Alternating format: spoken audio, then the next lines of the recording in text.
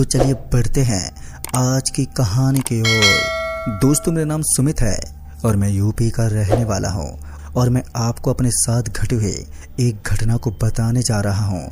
ये तब की बात है जब मैं और मेरा दोस्त शिवम कॉलेज में पढ़ा करते थे, लेकिन कुछ दिनों बाद मुझे घर से फ़ोन आया कि मेरी बहन की शादी तय हो गई है, जिस वजह से मुझे गांव जाना था। और फिर उसके बाद मैंने शिवम को ये बात बताई तो उसने कहा ठीक है भाई चलेंगे। शिवम मेरा बचपन का दोस्त था, तो हम दोनों साथ ही रहते थे और घर से भी अगर दूर रहते थे तो भी हम साथ में रहा करते थे। हम दोनों यूपीएससी की पढ़ाई कर रहे थे और शिवम के पास एक बाइक भी थी जो कि उसके पापा ने दिलाई थी। तभी उसने कहा ठीक है कल शाम को निकलते हैं। और इतना कहने के बाद हम दोनों अपनी पैकिंग करने लगे और फिर अगले दिन हम शाम होते ही निकलने लगे। मगर जब हम निकले तो उस वक्त मौसम बहुत ही ज़्यादा ख़राब था और हम दोनों को 2 दिन पहले ही जाना था, जिस वजह से हमने ज़्यादा नहीं सोचा और निकल पड़े। जब हम निकले तो उस वक्त शाम के 7 बज रहे होंगे और उस समय सर्दियों का मौसम था और इन दिनों शाम जल्दी ढल जाती है। और हम लोगों ने जब आधा घंटे का रास्ता तय किया कि तभी रास्ते में बादलों की गड़गड़ाहट ज़ोरों से शुरू हो गई। फिर हम समझ गए कि अब बहुत ही तेज बारिश होने वाली है। हमने इतना भी बोला ही होगा कि तभी जोर से बारिश शुरू हो गई और साथ ही एक तेज हवा भी। फिर थोड़ी देर के बाद मौसम कुछ ज़्यादा ही तेज होने लगा, जिस वजह से हमें सर छुपाने के लिए कोई जगह चाहिए थी। फिर उसके बाद हम इधर उधर देखने लगे और थोड़ा आगे जाने के बाद हमें एक स्टेशन दिखा और उस स्टेशन पर आग चल रही थी। उस आग को देखते हमने सोचा कि कोई ना कोई वो जगह ज़रूर होगा और हमें उस वक्त काफ़ी ठंड लग रही थी, जिस कारण हमने बाइक को जल्दी साइड में लगाया और उस स्टेशन की तरफ जाने लगे। और जब उस स्टेशन पर हम भीगते पहुँचे तो हमने देखा कि एक आदमी उस जगह पर आग जलाए बैठा हुआ है और वहाँ पर और भी लोग स्टेशन पर बैठे हुए थे। फिर जब हमने उनसे पूछा कि आप कौन हो, तो उन्होंने बताया कि मैं यहाँ का स्टेशन मास्टर हूँ। और उसकी ये बात सुनने के बाद हम दोनों उसके पास बैठ गए और खुद को सुखाने लगे। हम फिर स्टेशन मास्टर से बात करते रहे और साथ ही हम बारिश रुकने का इंतज़ार भी करते रहे, मगर बारिश तो रुकने का नाम ही नहीं ले रही थी। और फिर कुछ समय के बाद वहाँ काफ़ी रात भी हो गई, मगर इस बारिश को पता नहीं क्या मंजूर था। मैंने इतना सोचा ही होगा कि तभी उस स्टेशन पर किसी ट्रेन ने हॉर्न मारा और उसके बाद एक ट्रेन उस स्टेशन पर आई। और जब हमने उस ट्रेन की बोगी में देखा तो हमने पाया कि उस ट्रेन की बोगी तो खाली पड़ी हुई है, मगर उस ट्रेन की एक बोगी से शॉल ओढ़े हुए एक लड़की उतरी और फिर वो वहीं खड़ी रही। और फिर जब ट्रेन चली गई तो वो लड़की उन लोगों के पास जाने लगी जहाँ पर 5 लोग बैठे हुए थे। तभी हम दोनों उस लड़की की तरफ देखने लगे, मगर उस स्टेशन मास्टर ने पता नहीं क्यों अपनी गर्दन को नीचे लटका रखा था। अब हमारी तो समझ से बाहर था, लेकिन फिर उसके बाद वो लड़की उन लोगों के पास जाकर बैठ गई। अब हमारे दिमाग में यही चल रहा था कि ये लड़की इतनी रात को इस स्टेशन पर क्यों उतरी है। हम दोनों ये सब सोच ही रहे थे कि तभी एकदम से वो 5 लोग बेहोश हो गए। और ये सब देखते हम थोड़ा घबरा गए कि आखिर उन लोगों के साथ हुआ क्या है। हम दोनों अभी यही सोच रहे थे कि तभी वो लड़की उस जगह से उठकर खड़ी हो गई और फिर हमारी तरफ आने लगी। उस लड़की को हमारी तरफ आता देख हमने उस स्टेशन मास्टर को ये बात बताई। और फिर जब उस स्टेशन मास्टर ने पीछे देखा तो वो भी थोड़ा घबरा गया और उसने कहा कि तुम लोग मेरे पीछे पीछे आओ। उसकी ये बात सुनते ही हम दोनों उस स्टेशन मास्टर के पीछे पीछे जाने लगे। और उसके बाद वो स्टेशन मास्टर हमें वहीं एक रूम में ले गया और रूम के अंदर जाने के बाद उन्होंने अंदर से गेट बंद कर दिया। पर जैसे उन्होंने गेट बंद किया कि तभी हमने कहा कि क्या हुआ, आप गेट क्यों बंद कर रहे हो। तो उन्होंने कहा कि तुम बस शांत रहो और यहीं पर सो जाओ, सुबह होते ही तुम यहाँ से निकल जाना। दोस्तों, उसकी बात सुनते ही शिवम ने कहा पता नहीं यार इन्हें क्या हुआ है, शायद उस लड़की की वजह से ही ये हमें यहाँ पर अंदर लेकर आए हैं। ये बात तो हमारी भी कुछ समझ में नहीं आई। अब जैसा उस स्टेशन मास्टर ने कहा था वैसा ही हमने किया। हम दोनों सोने लगे, मगर जैसे हमारी आंख लगी कि तभी किसी ने गेट को जोर से खटखटाया। गेट के खटखटाते ही हमारी आंख एकदम से खुल गई। और जब हमने उस स्टेशन मास्टर से पूछा तो उन्होंने कहा कोई नहीं है, तुम लोग सो जाओ। उस वक्त पता नहीं क्यों वो स्टेशन मास्टर बहुत ही घबराया हुआ लग रहा था और हमने ज़्यादा नहीं सोचा और हम उसी वक्त सो गए। और फिर थोड़ी देर के बाद वो आवाज़ आनी भी बंद हो गई। अब हमारी आंख कब लग गई हमें पता भी नहीं चला।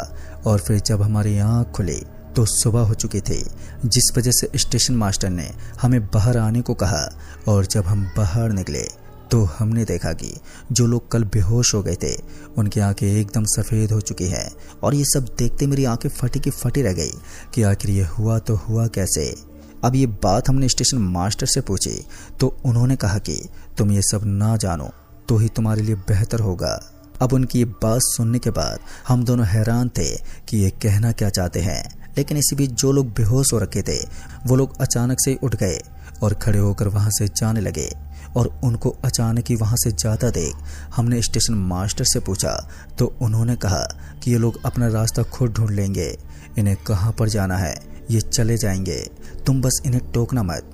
फिर वो लोग थोड़ा दूर जाने के बाद हमारी आंखों से कब ओझल हो गए हमें पता भी नहीं चला। उनके जाने के बाद स्टेशन मास्टर ने हमसे कहा तुम भी यहाँ से चले जाओ, काफ़ी लेट हो गए तुम लोग। उनकी बात सुनते हम वहाँ से तुरंत ही धन्यवाद कहकर वहाँ से निकल गए और दोनों रास्ते पर यही सोचते रहे कि वो लड़की कौन थी और उसने ऐसा क्या किया जो उन लोगों की आंखें पूरी सफ़ेद हो गई। और यही सब सोचते सोचते हम गांव के अंदर पहुँच गए।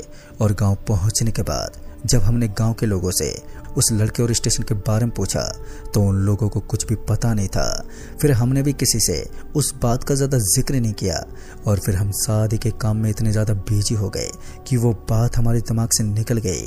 दोस्तों फिर जब शादी होने के बाद जब हम लोग गांव से वापस से शाम को निकलने लगे तो उस वक्त रात के तकरीबन 7:30 बज रहे होंगे कि तभी हम लोगों ने घर वालों को बाय बाय किया और फिर गांव से बाहर निकल पड़े। इसके बाद हम काफ़ी दूर आ गए थे, मगर जब हम उसी स्टेशन के पास पहुंचे तो तभी शिवम ने बाइक को रोका और कहा यार चल आज पता करते हैं कि आखिर उस लड़की ने ऐसा क्या किया था जो वो लोग बेहोश हो गए थे।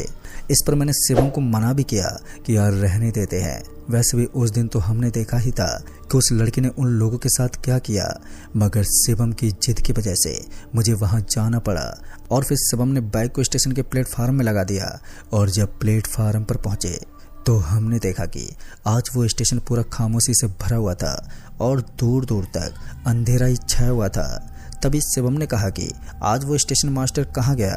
फिर मैंने कहा चल छोड़ना यार, वैसे भी यहाँ कोई नहीं है। और ये कहकर हम वहाँ से जाने लगे। लेकिन जैसे हम वहाँ से जाने लगे कि तभी हमें ट्रेन की हॉर्न सुनाई दी। ट्रेन का हॉर्न सुनते ही शिवम वहीं पर रुक गया और फिर इसके बाद ट्रेन स्टेशन पर आ गई। फिर ट्रेन के रुकते वो लड़की शॉल को ओढ़े हुए आज फिर से ट्रेन से नीचे उतरी, मगर जैसे वो लड़की ट्रेन से नीचे उतरी तो ट्रेन वहाँ से चली गई। ट्रेन के जाने के बाद जब हमने उस लड़की की तरफ देखा तो हमारी आंखें फटी की फटी रह गई, क्योंकि आज उस लड़की के हाथों से खून निकल रहा था और साथ ही जब वो अपना कदम आगे रख रही थी तो उसके पैर से खून के निशान बनते जा रहे थे। दोस्तों ये खौफनाक नज़ारा देखते ही हमारे अंदर खौफ पैदा होने लगा। लेकिन उस लड़की ने जब हमारी तरफ गर्दन को घुमाया और हमारी तरफ आने लगी तो हम लोग और भी ज़्यादा डरने लगे। उस औरत को हमारी तरफ आता देख हम दोनों ने बाइक को स्टार्ट किया और उस स्टेशन से बाहर निकल गए और बाइक को तेजी से भगाने लगे। और फिर जब हम दोनों रेलवे फाटक पर पहुंचे तो हमने देखा कि स्टेशन मास्टर वहां से जा रहे थे। उनको वहां से जाता देख हमने उनको आवाज़ लगाई और हमारी आवाज़ को सुनते ही उन्होंने पीछे मुड़कर देखा और फिर हम लोग उनके पास पहुंच गए। फिर जब उन्होंने हमारा चेहरा देखा तो उन्होंने कहा कि क्या हुआ तुम्हें। हमारे बताने से पहले ही जब उन्होंने पीछे देखा तो उन्होंने पाया कि वो लड़की हमारे पीछे आ रही है। और ये देखते उन्होंने हमसे कहा यार तुम लोग बकलोल हो, कैसी हरकत की है तुमने ये। फिर हमने उनको सारी बात बताई तो उन्होंने हमारी बात सुनने के बाद कहा अब ये ऐसे पीछा नहीं छोड़ेगी और अब तुम लोगों को बमरीपुर गांव में जाना होगा, क्योंकि ये लड़की उस गांव के अंदर नहीं जा सकती। हमने स्टेशन मास्टर को बाइक पर बिठा लिया। फिर हम लोग उनके बताए गए रास्ते पर चलते रहे और जब हम बमरीपुर गांव पहुंचे तो उस स्टेशन मास्टर ने कहा कि यही गांव है और इसके अंदर चले जाओ। तभी हमने देखा कि वो गांव पूरा वीरान पड़ा हुआ है। फिर जब हम एक घर के पास रुके तो घर के बाहर हमें एक बूढ़ा आदमी नजर आया और उसके साथ 2 और लोग भी थे। फिर हम लोग बाइक से नीचे उतरे और उनके पास गए। फिर जब उस लड़की के बारे में हमने बताया तो उन्होंने हमारी बात सुनने के बाद कहा कि वो लड़की किसी आदमी के वश में है। वो आदमी जो कहता है वही वो लड़की करती है। कहते हैं कि जब वो लड़की एक गांव में रहती थी तो उससे किसी गांव के लड़के से प्यार हो गया था, लेकिन जिस लड़के से उससे प्यार हुआ था वो लड़का आम लड़का नहीं था, वो एक तांत्रिक था और वो काफ़ी लड़कियों को वश में करता था। मगर जब इस लड़की को उससे प्यार हुआ और फिर कुछ ही दिनों बाद उस लड़की के घर वालों को इस लड़की के बर्ताव में बदलाव आने लगे। पर जब उन्हें पता चला कि उसकी बेटी उस आदमी से प्यार करती है तो उस लड़की के घर वालों ने उससे बहुत ही मना किया और घर से बाहर जाने में पाबंदी लगा दी। पर इसके बाद भी वो लड़की एक दिन छुपते छुपाते घर से बाहर चली गई। फिर जब वो लड़की आई तो उसकी बहन ने उसे आते हुए देख लिया और उसने अपने पापा को बता दिया। मगर इस बार जब वो लड़की उस आदमी से मिल के आई तो उसने पता नहीं रात के वक्त अपने घर वालों की जान ले ली। मगर जब उसके परिवार की सांसें चल रही थी तो उन्होंने उसको कहा कि हमारे मरने के बाद तू कभी भी इस गांव के अंदर नहीं आ पाएगी। और तभी से वो लड़की इस गांव के अंदर नहीं आ पाती और वो उस स्टेशन में ही लोगों को अपने बस में करती है।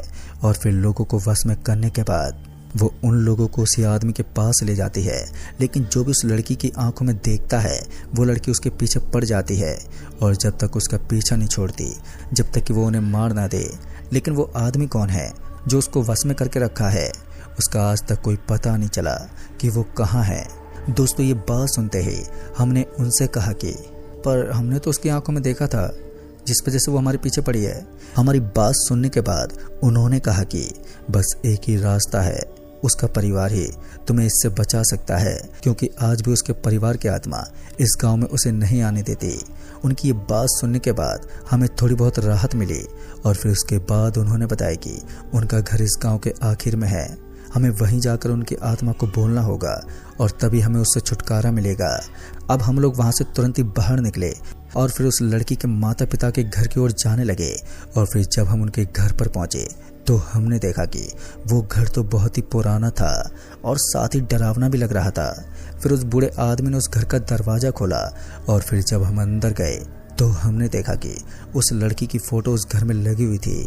उसकी फोटो देखकर हम दोनों अब ये सोचने लगे कि इतने सालों बाद भी ये फोटो अभी भी नई दिख रही है। फिर उसके बाद उस बूढ़े आदमी ने कुछ चीजें नीचे रखी और कोई मंत्र पढ़ने लगा। और अब ये सब देखने के बाद हमें ये तो पता चल गया था कि इन्हें भी विद्या मालूम है। और उनके मंत्र पढ़ने के बाद वो पीछे हट गए और जैसे वो पीछे हटे कि तभी वहां पर दो आत्माएं आ गई और उनके आते ही हम दोनों थोड़े घबरा गए। और फिर उस बूढ़े आदमी ने उन आत्माओं को सारी बात बताई और उन आत्माओं ने सारी बात सुनने के बाद वो आत्मा एकदम से हमारे अंदर घुस गई। फिर उन आत्माओं के घुसते ही हमारी आंखों के सामने कब अंधेरा छा गया ये हमें पता ही नहीं चला। और फिर जब हमारी आंखें खुली तो हमने देखा कि हम एक स्टेशन पर पड़े हुए हैं। और फिर जब हम खड़े हुए तो उस स्टेशन से निकलकर अपने घर आ गए और हम कभी भी फिर से उस स्टेशन पर नहीं गए।